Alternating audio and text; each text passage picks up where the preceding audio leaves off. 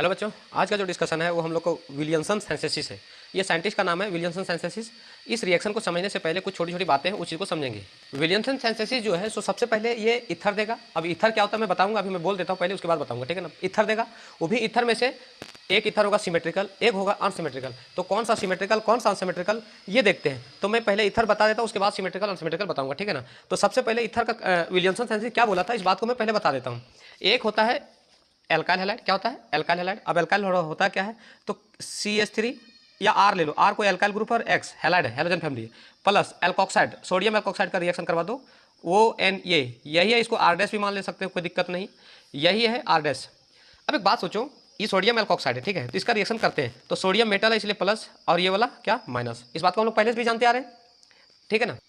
अब इसमें क्या है कि plus sodium plus oxygen minus. अब ये क्या, एक्स जो है हेलोजन फैमिली हमेशा माइनस होगा और ये वाला क्या होगा प्लस होगा। अब कौन किसके साथ जाएगा, इसको अरेंज करवा दो। अब अरेंज करवाने के बाद देखो तो ये माइनस वाला किसको चाहेगा, प्लस वाला को, मतलब सोडियम प्लस वाला को चाहेगा, और ये माइनस किसको चाहेगा, प्लस वाला को चाहेगा। अब जो बचा उसको लिख दो। अब क्या बचा, क्या बनेगा, तो आर प्लस में और ये वाला क्या माइनस में, तो लिख लेते हैं हम लोग आर डैश ओ। ये ऑक्सीजन माइनस है, ये क्या है आर प्लस है, प्लस एन ए प्लस और एक्स माइनस, तो क्या निकल जाएगा एन ए एक्स, हाँ या ना। ये हम लोग को प्रोडक्ट आ गया, क्या आ गया प्रोडक्ट आ गया। ये तो हम लोग को जो आया तो सोडियम, इसको क्या बोलते हैं मैं बता रहा हूँ, अभी मैं और एग्जांपल लूँगा मैं। और ये है हम लोग अगर फाइनल की बात करें तो ये है ईथर। क्या है ये ईथर है। अब ईथर में से क्या होगा कि ईथर सिमेट्रिकल भी हो सकता है अनसिमेट्रिकल भी हो सकता है, तो लिख भी देता हूँ सिमेट्रिकल या अनसिमेट्रिकल। अब डिपेंड करता है कि कैसे क्या बनेगा अनसिमेट्रिकल, ठीक है ना। तो ये सिमेट्रिकल अनसिमेट्रिकल। अब इसका मैं एक एग्जाम्पल लेता हूँ, स्पेसिफिक एग्जाम्पल जो एकदम क्लियर हो जाए। कोई भी कार्बन के साथ अगर Br जोड़ दे, Cl जोड़ दे, तो वो एल्काइल हैलाइड होता है। क्या होता है एल्काइल हैलाइड, मैं बता रखा हूँ क्लास में। प्लस एल्कोक्साइड मतलब CH3, R मतलब कार्बन होता है, तो CH3 वो N ये, हाँ या ना। इसको रिएक्शन करवाओ वही सेम प्लस माइनस के जैसा। तो Br किस में माइनस में, और ये वाला किस में प्लस में, ये वाला माइनस ऑक्सीजन माइनस और सोडियम क्या प्लस। अब कौन किसके साथ जाएगा, Br माइनस है तो इसको प्लस वाला को ले आएगा, और ये माइनस है तो किसको ले जाएगा प्लस वाला को ले जाएगा। तो बताओ कैसे आएगा, तो CH3 लिखो तरीके से, CH3 O, और इधर क्या है ये माइनस था ना, ये प्लस वाला आ जाएगा इसके साथ, प्लस क्या निकलेगा NaBr, सोडियम ब्रोमाइड NaBr। ये हम लोग को प्रोडक्ट आ गया, क्या आ गया प्रोडक्ट आ गया। ये है ईथर। क्या है ये ईथर, ये ईथर है।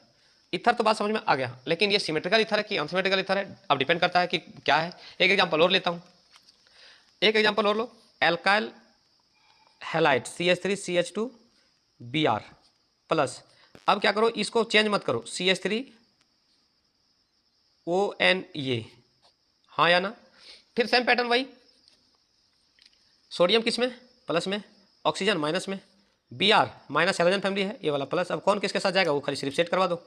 अब देखो सोडियम प्लस में है तो ब्रोमीन को चाहेगा, क्योंकि माइनस में है, तो निकल क्या जाएगा NaBr निकलेगा, सोडियम ब्रोमाइड, ठीक है ना। प्लस दे दिया प्लस। अब बचा क्या, तो लिखो CH3 वो बचा, CH3 वो बचा, लिख दिया। ये माइनस है किसको चाहेगा प्लस वाला को चाहेगा, तो यहाँ दे दो। तो क्या CH2 CH3, हाँ या ना।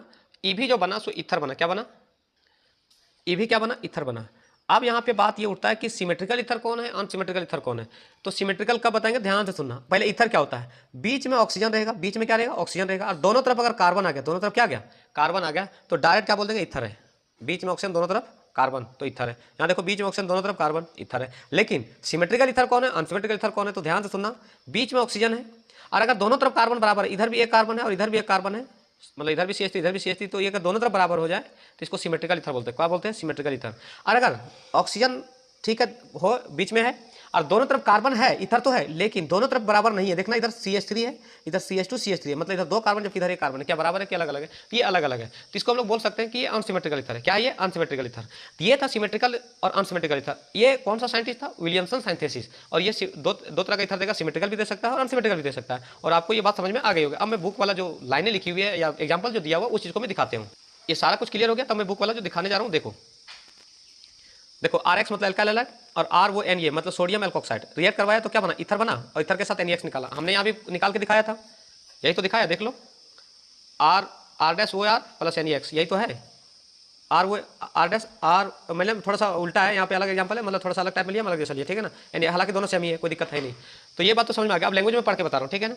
Language it is important laboratory method. यह जो मेथड है विलियमसन सिंथेसिस, ये एकदम लेबोरेटरी मेथड है। For the preparation of symmetrical and unsymmetrical ether, और इसे सिमेट्रिकल और अनसिमेट्रिकल ईथर बनता है, और मैंने आपको सिमेट्रिकल और अनसिमेट्रिकल बता दिए हैं।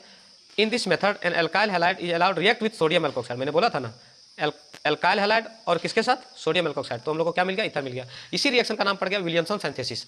अगर आपको वीडियो अच्छा लगा हो तो लाइक करें, सब्सक्राइब करें और शेयर करें।